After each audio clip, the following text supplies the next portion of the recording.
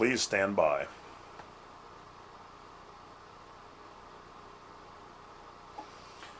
All right, let's get it fired up here. All right, now, according to my secretary, I don't have a secretary, these are some of the questions that people have asked, some of the repeat things, so we're just going to address some of them things right here. All right, so I was asked about the difference between this. So, all right, well, first of all, before we get there, thank you guys for supporting the channel. I appreciate each and every one of you. If it's your first time here, make sure that you guys hit that bell, like, subscribe, and if not, at least continue to support the channel.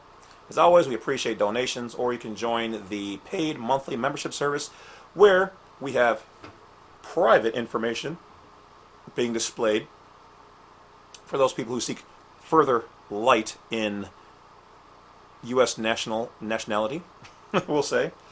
Other than that, take care of you guys, selves, and stay healthy. Let's get going. So this particular question here, what's the difference between a U.S. citizen and a citizen of the United States? Okay, so remember, guys, in their jurisdiction, everything has to be different to show there's a difference in jurisdiction. When you're crossing the international lines, or status lines, nationality lines, whatever you want to see it and say it, this is done by law, this is done on purpose. So everything that they do, start paying attention to the order of the words. When you see U.S. citizen, that means you are a citizen of the federal corporation. They own that particular word for word word and the definition thereof. So that means you are a citizen of the federal corporation, okay, located in Washington, D.C. We already know that that's been proven. It's on Cornell Law EDU. It's all over. You can look that up. All right. Now, if you see the word citizen of the United States, a lot of people get jumpy. Well, Wolf, you said that if it doesn't have America behind it. Yes, typically if it does not have the word America or Republic behind it, it is the corporation, but not all the time. Okay. So in this particular case, when they're using it in this way, and I know it gets a little confusing, that's why you can always ask. But citizen of the United States is what, in fact, that is what you are. That's how it was termed in the old days. So you are a citizen of the United States, but the true America, you're a de jure U.S. national or non-citizen national. That's what they use. That's what's in legal standing. Also, we found some old communiques on American national. That's also on the books, but the Department of State recognizes we don't want to use all those terms. Let's just use U.S. national or non-citizen U.S. national. So that's why we use it here. Doesn't mean that's all you have to use, but when dealing with them, that's what you use. When you deal with cops, it's foreign national. IRS, non-resident aliens. Okay. Another thing, people have been shortcutting the processes. You guys are going out there.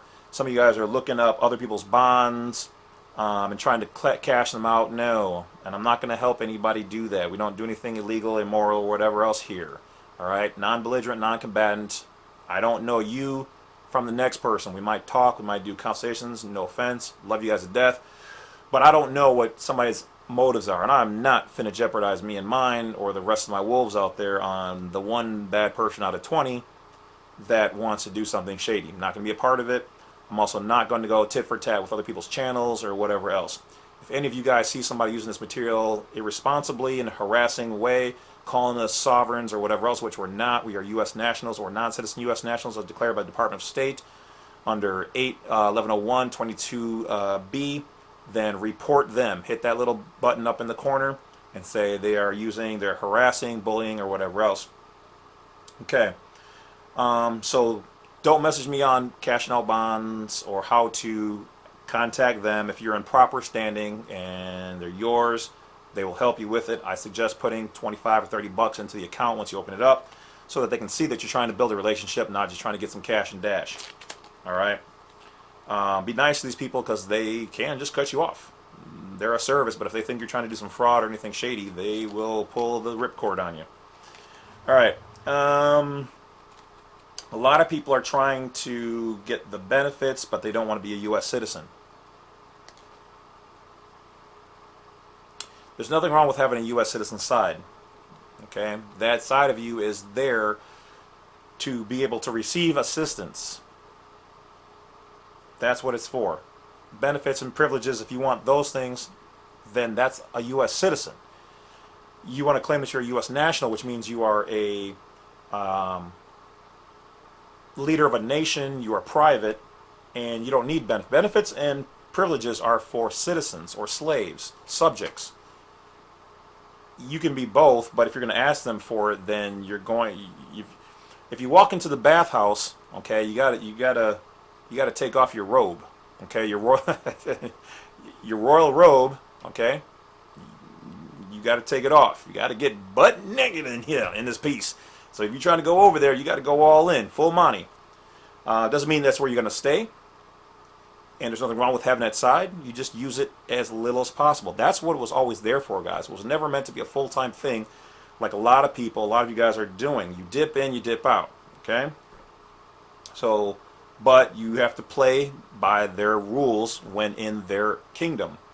If when in Rome, do as the Romans. So, yeah, you got to be held to their taxes and whatever else if you're doing things that are taxable events.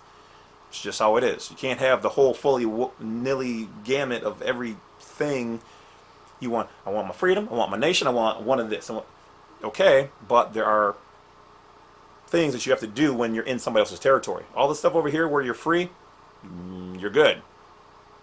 But if you dip into theirs, if I come over to your house and I'm a U.S. national, I want to put my feet up, slap your girl's butt, and go to the fridge and eat some of your food and put my foot up on the table, you're like, Wolf, bro, what the...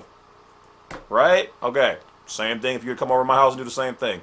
So when you're in their house, there are rules, guys. That's just... You can't break their rules and agree in contracts and whatever when you sign for them and then now you just don't want them, but you want all the good stuff and none of their bad. Then don't dip in their pool. That's it. Okay? So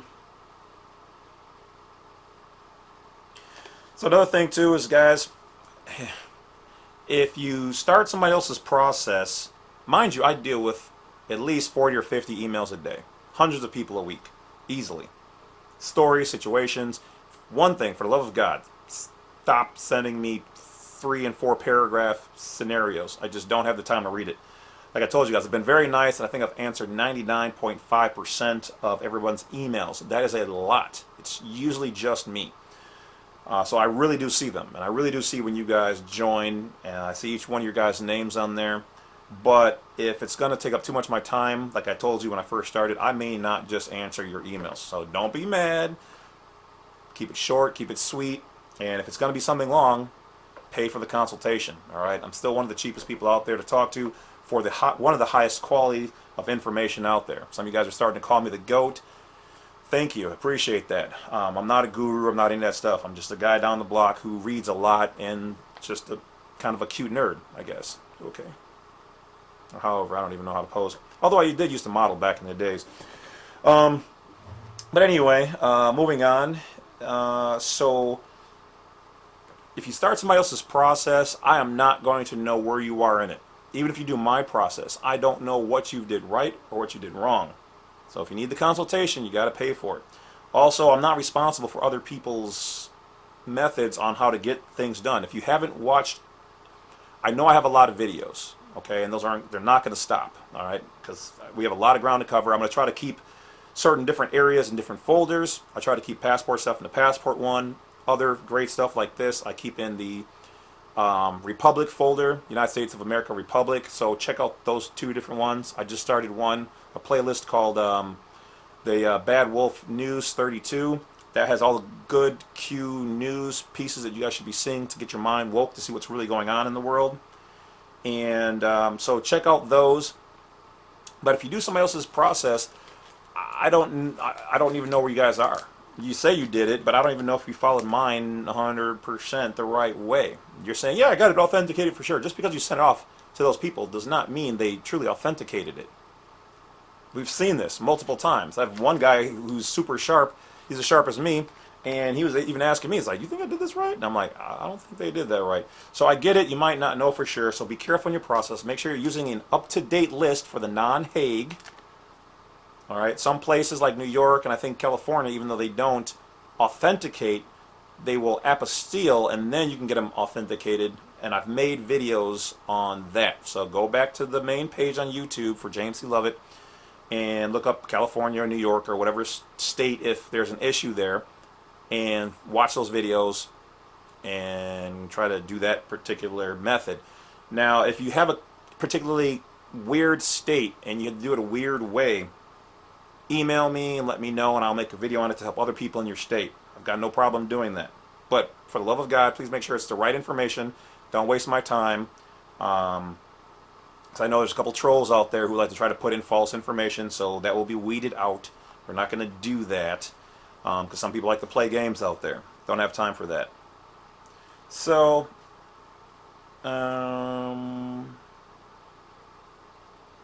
okay. Then I was asked a little bit of something about... Okay, so... Well, let me finish this part and get back over here. Okay, so... Yes, Hague countries will change overnight. Okay, typically they go from non-Hague to Hague. Okay, so be aware of that. And then to jump into this one, and I will finish this up. So they're asking how, like, about when people with this... I don't even know how to really state this question, but I was asked about money and when people pass away and the whole relationship with COV ID 19. Yes, there are death bonds. Those death certificates are on bond paper. There's money to be made there. That in itself is money.